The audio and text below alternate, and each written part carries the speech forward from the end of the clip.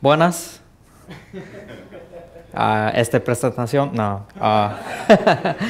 Hi everyone, I'll be speaking about 12-factor CakePHP applications.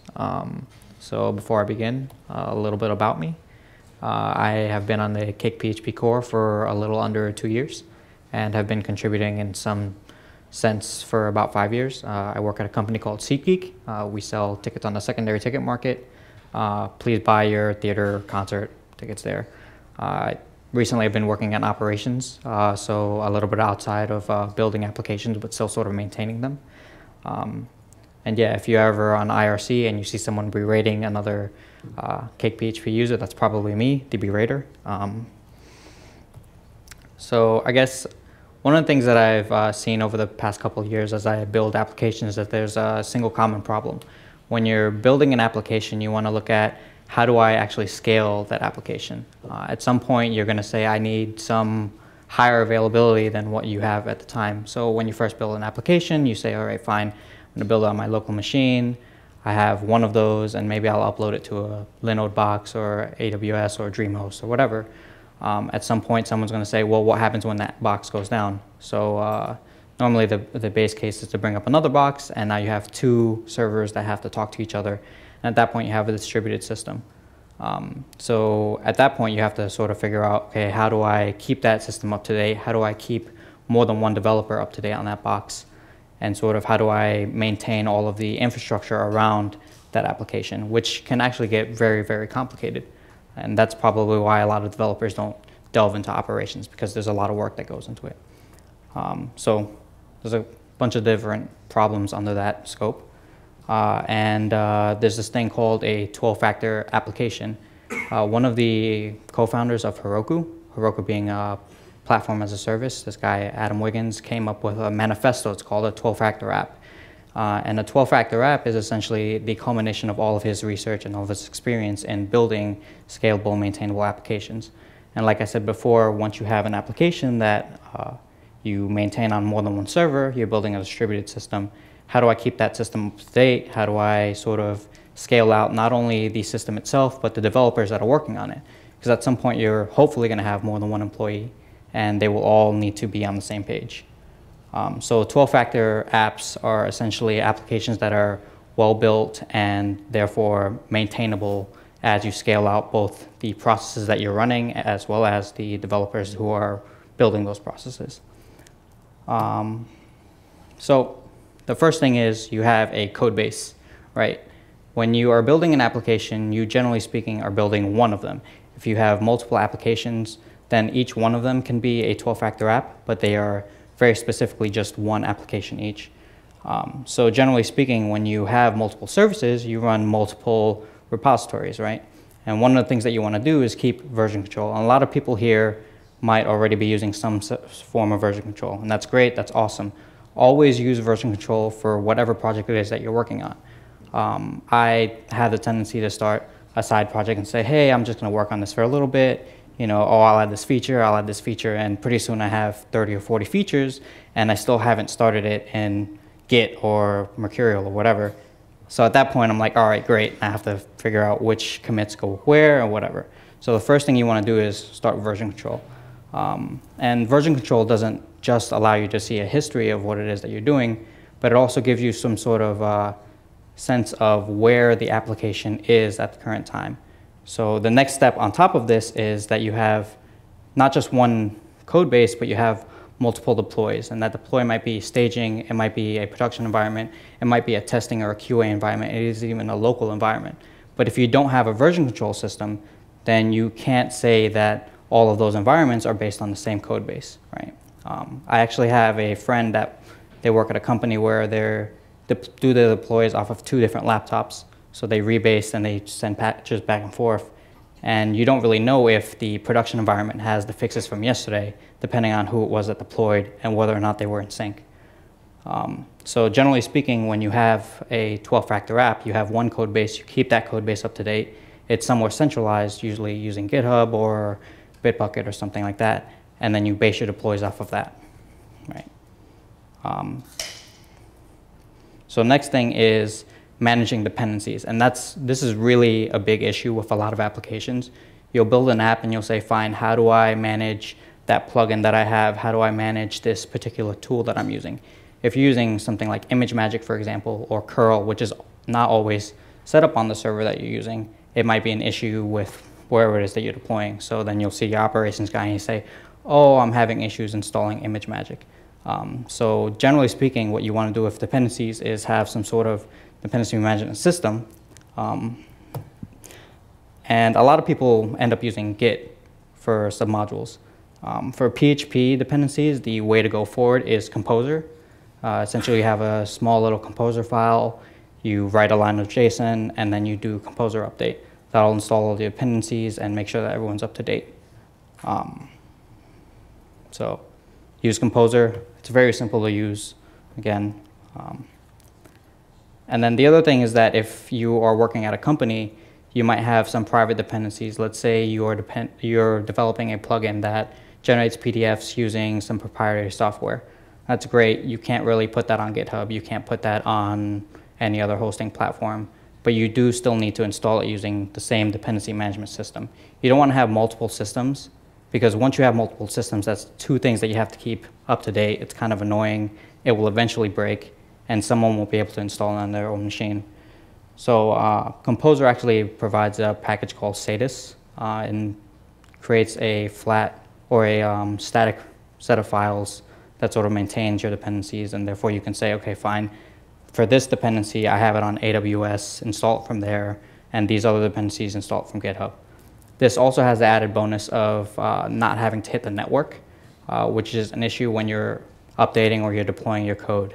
And actually recently we've come up against this issue where GitHub is down and we need to deploy a new application or update the application. So we can't do that because GitHub is down. So something like STATELESS actually solves that issue because you're going through an intermediary or a proxy. So the next thing that you come up against when you're building a scalable application is that you have to manage the configuration of that application. And when I say configuration, I talk about like API keys, your database configuration, whether debug is on or not. So the first thing is that you want to use environment variables. One of the things that I've come across is that a lot of people tend to build sort of cross-language configuration where they say, fine, we don't want to build our configuration in PHP, let's use YAML or let's use JSON and let's just parse it in a native format. It's usually going to break and is very difficult to get right across multiple platforms. And the only thing that I've seen that works is environment variables. And the reason why they work so well is because you don't have to do an extra deploy to update the environment. So if for whatever reason your database goes down, you have one or two primary or secondary databases, they go away, you have to update that. If GitHub is again down, you're not going to be able to deploy. You can't update that if you have it in a static file. With environment variables, you can just set that environment variable pretty easily, reload the application, and you're good to go. So this is actually an example of what you would do with Apache. You would, in your directory or in your virtual host configuration, say setenv debug 0. And then in PHP, you would do getenv debug and assign it to a variable and then use it. What I'd like to do is I use this for database URLs. I think I have an example here, actually. Yeah, I'll have it in here. Backing services, sorry. Most applications actually talk to an external service, whether that external service is an API. Let's say you're talking to S3 or you're talking to React or you're talking to MySQL. Those are all backing services.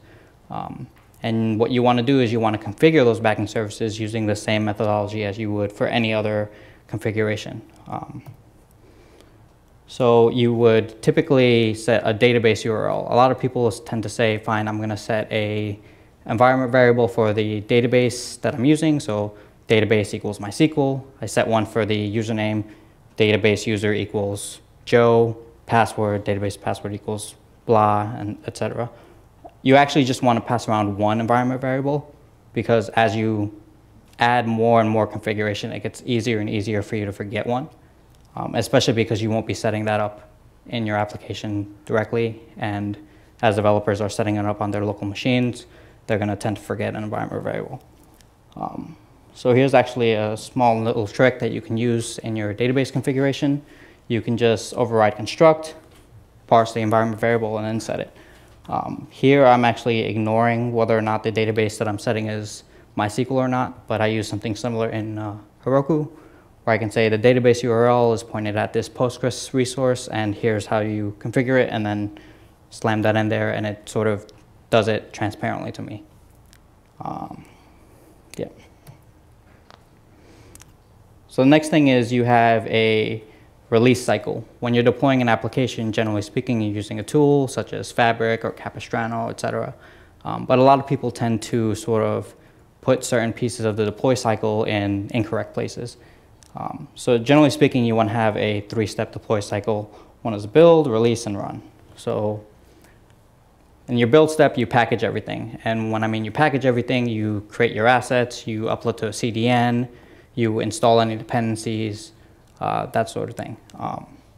And you generally speaking don't want to mix the steps, just because then it gets kind of tricky in later releases where you're saying, okay, fine, I'm going to release this, but I won't package the assets. I'm going to package the assets on the fly when the application deploys. And if you're using asset compress, for example, and you set, there's a certain configuration where you can say, I want to create assets on the fly. That won't work in production because you are treating your local storage as ephemeral, and so then you'll have issues where the assets aren't being deployed. So generally speaking, you want to have everything built in one shot. Then you have a release step. The release step can be as simple as tarring and then pushing it to every single box.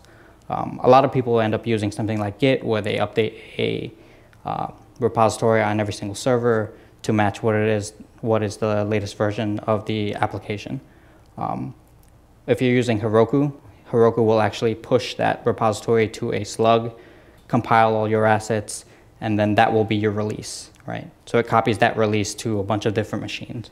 And you can sort of use the same methodology where you tar everything together and push it to a bunch of different machines. And then finally, you do a run process. For PHP, it's actually a little bit different than any other application. If you're running a Ruby or a Python application, you would do /run and then your app server or whatever. In PHP, there isn't a single process that actually does this. We use a server like Nginx or Apache, and then you restart that server or you reload that server. So your run step might actually be as simple as clearing your cache or restarting the processes that are background workers. Yeah, process. So generally speaking, you want to handle your applications in as stateless a manner as possible. Other languages such as Ruby or Python allow you to save state within the process itself, within memory, and you generally speaking don't want to do that. In PHP, you can do something similar by using APC, but the problem with APC is that when you reload or you restart PHP, that goes away, right? So if you're caching, for example, the paths to files in APC, every single time you do a deploy, you'll hit a sort of rampaging stampede of requests where every single request is sort of invalidating your cache and building it back up. So generally speaking, you want to save any stateful data in a stateful way using memcached or Redis or something else. Session data is a good example of this, where you don't want to store this on disk. You don't know if that disk is going to go away, if you're going to run out of disk space, etc. So you want to use an external service. A lot of people end up using databases for their sessions, which is fine. I personally don't want to put it in there because my database is doing database stuff, not session handling. So I prefer to use something like memcache or Redis. And it's actually pretty simple to specify to CakePHP that I should use some cache setting. In this case, there's a cache configuration, which then ends up writing to memcache. So generally speaking, you don't want to store things in APC. You want to store them in something separate from APC. Whether or not that means that you deploy a memcache box or you have a local memcache instance is another issue. Port binding. PHP is actually pretty weird in this. We don't bind to ports. I mean, you can if you want to. It's kind of a pain in the ass to do so. There's, I think React PHP is one of the frameworks that does this. But generally speaking, we don't bind to ports unless you're using the built-in web server.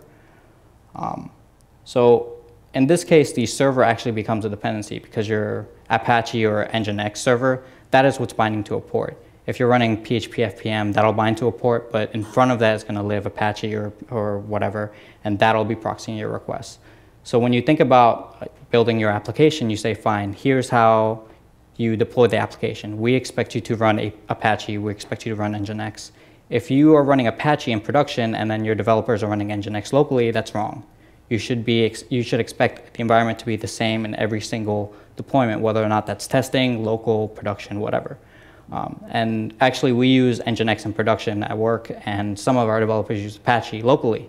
So the issue becomes then that we have to sort of translate the rewrite calls in Nginx to Apache, which sometimes doesn't actually have an equivalent.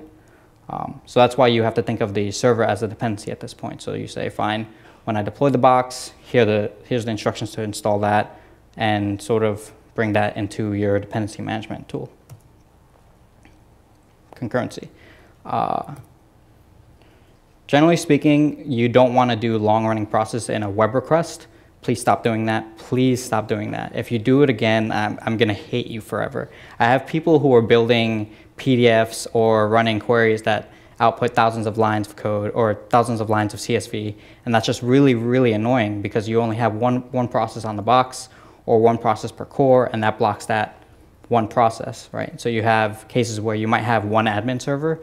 If you are exporting some data, that's no longer going to do anything for anyone else. So it's essentially a one-person use case. So essentially, when you want to do anything that takes more than half a second, offload it to a background processing server, whether that be Rescue, whether it be DJ Job, whether it be whatever you want, Gearman.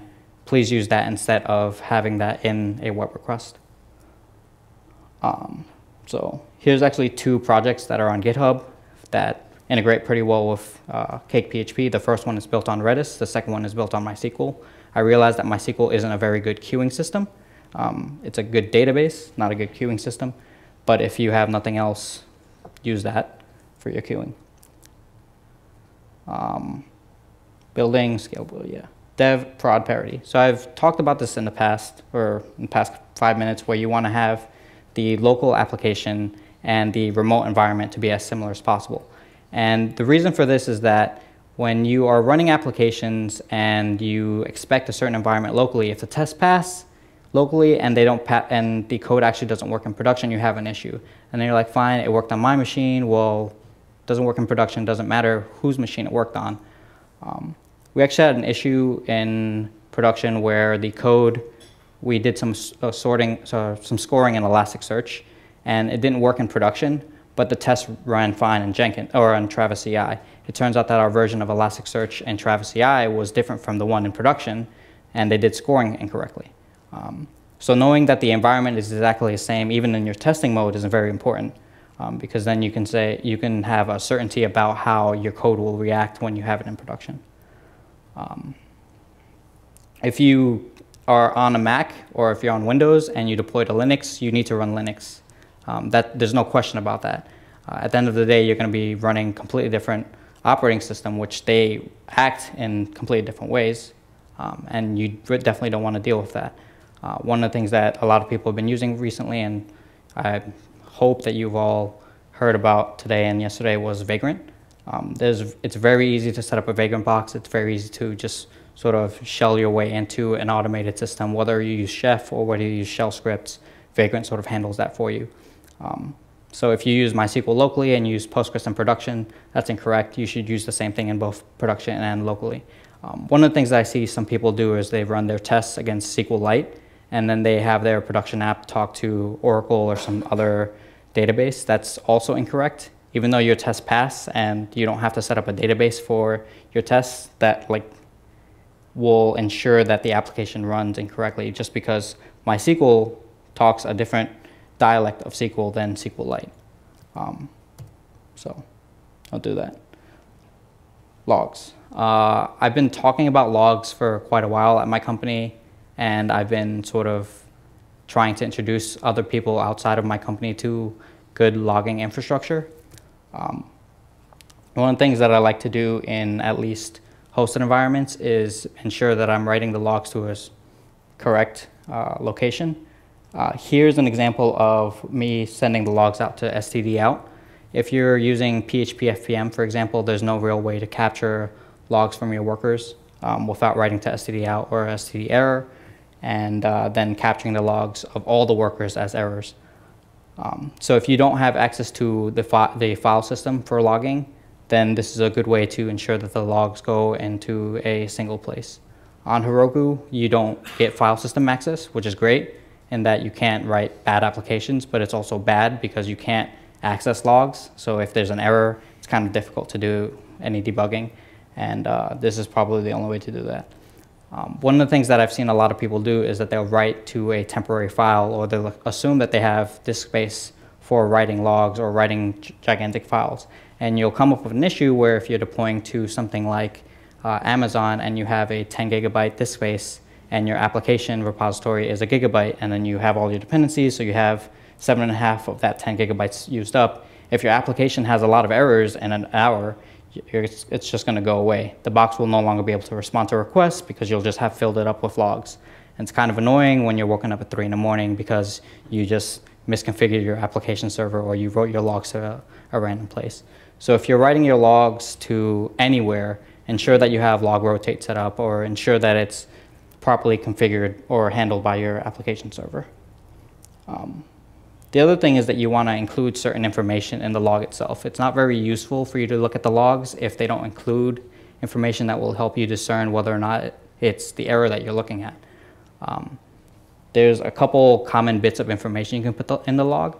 Generally speaking, you should be running your server in UTC time, and if you're not, that's going to bite you in the ass in the future. Your database and your application server should be in UTC, and when you're displaying that information to the user, translate it then. Don't translate it in the database. Don't assume that the database will be running in New York time, because it probably won't. So you use UTC time whenever you're outputting timestamp information. And please, please, please don't make up your own format for date times. There's a perfectly good one, ISO 8601. It handles whatever you need to put into it. If you are doing this in PHP, date, C, that'll give you it. You generally speaking want to put some request data in there. That request data can include the path, can include whether or not it's a JSON request. It can include the IP address of the requester, that sort of thing. And then you want a unique request ID. If you're doing multiple log calls per request, then you want to be able to group those log calls into one request. Because if there's an issue in that request, or if you want to see, okay, fine, let me see all of the logs for a given user, you have to do that by request. And if you don't have a unique request ID, then you can't really do that. You want a user identifier. Typically, that's just a user ID. If you have some other identifier, or maybe it's a group or something, you would put that there. And then, of course, the message itself. If the message is a stack trace, then that's fine. You can allow it to be multiple lines. But generally speaking, you want each and every single log message to be a single line. That way it's human readable, etc. The big thing about logs is making sure that people who are looking at the logs can actually understand it and sort of have a mental model about what's happening with requests. And if you don't include any of this data, or if it's in multiple lines or in some weird crazy format, it's going to sort of hurt that.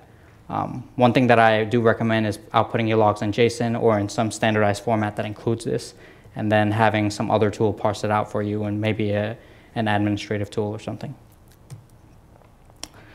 And then finally, administrative processes.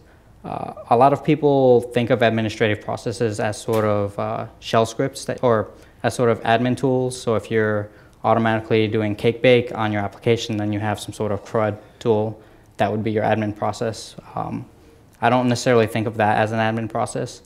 Admin processes might include stuff that fixes billing, code, or updates, or clears cache, something like that, or does deployments.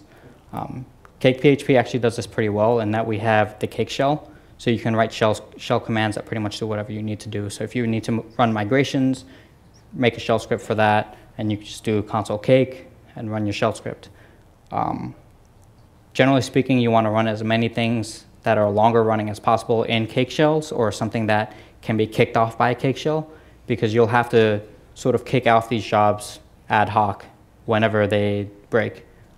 One issue we had recently at work was where the database went away for about 3 hours and all of our jobs failed. we knew exactly what jobs were queuing during that time, and they still needed to be performed, but we didn't have a way to requeue them, right? So if we had had just a shell that said requeue all these jobs, then that would have been great. They were otherwise kicked off by some web process, which was bad. The other thing I use is a REPL. REPL will allow you to sort of write code in the command line and sort of test things out, which is actually pretty cool if you're ever doing PHP-A and then you start typing PHP code to sort of debug whether or not something's going to output in the format you want. That's what a REPL is. PHP has, generally speaking, had a very poor support for this. And recently there have been other efforts to make this better. There's a tool called PHP-SH by Facebook. It's written in Python, gives you a full REPL with auto-completion, etc. for PHP. It's kind of a pain in the ass to install. I prefer Boris. Boris is a pure PHP implementation of a REPL. Doesn't include autocomplete, but sort of handles everything else for you and is pretty easy to actually get up and running and include CakePHP.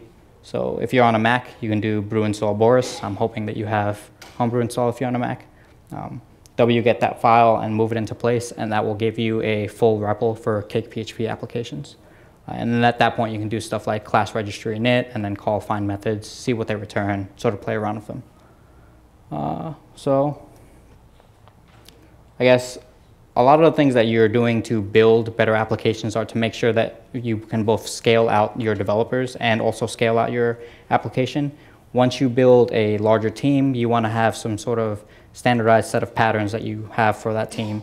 And if you build to at least 12-factor applications, everyone can go from one application to another and say, oh, okay, this is how I should sort of format my code. This is where I should put configuration, etc. And it's not really a big deal. It's very easy to move these applications from one host to another. So if you're moving from Heroku to AWS, the configuration doesn't change, the logging doesn't change. It's all still the same model, and you don't have to really worry about it.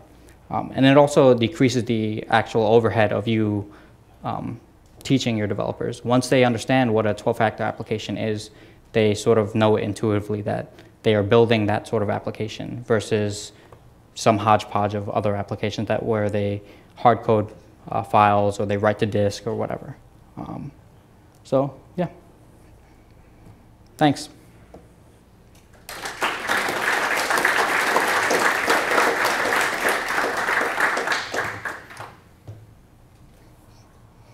I've got a question on keeping your production and development environments in sync. If you're on something like AWS and you're running RDS and Elasticache and some things that you have to run at least the kind of the local version, if you're running it in a Vagrant box or something, how would you approach that? Most of the tools that you would run on Elasticsearch or on AWS or even other hosting providers have some sort of analog. So for Elasticache, I think you can use Memcache, for example, and they have exactly the same sort of configuration. I think there's actually a plugin for Cake that includes a Memcached and an Elasticache engine. One of the things that I've been sort of struggling with is figuring out whether or not it's worth it to maintain exactly the same infrastructure for your developer. There are pros and cons to that. If you're offline, then they can't use RDS. But if you're always online and they're not traveling or something, then sometimes it makes sense to include the same sort of environment. Definitely you want to have the same thing in staging and production. So if you're using Elasticache and RDS in production, use it in staging. But otherwise, it's more of a cost trade-off.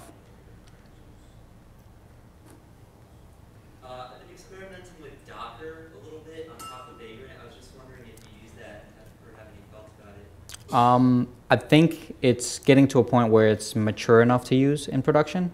A lot of it is just sort of composing dependencies. So in Docker, it's a virtualization tool where you can sort of say, bring up a virtualized environment, install Nginx, and then you bring up another one and install PHP and sort of compose them together. So I think Docker would be very good for something like that. I don't know if that's what you were asking for. Yeah, all right. Anyone else? I don't know if I missed it, but you had mentioned that you were going to show an example of how you manage setting your environment-specific settings for like connecting to the database? So in Apache, you can just use setenv and then the environment variable and then the variable. If you're on a console, you can do export environment variable equals and then the whatever it does. But there's essentially a way to do it in every single environment that you're in. And Nginx has something? Yeah, Nginx has a thing called env, and it's the same format as Apache. Anyone else? Cool. Thank you.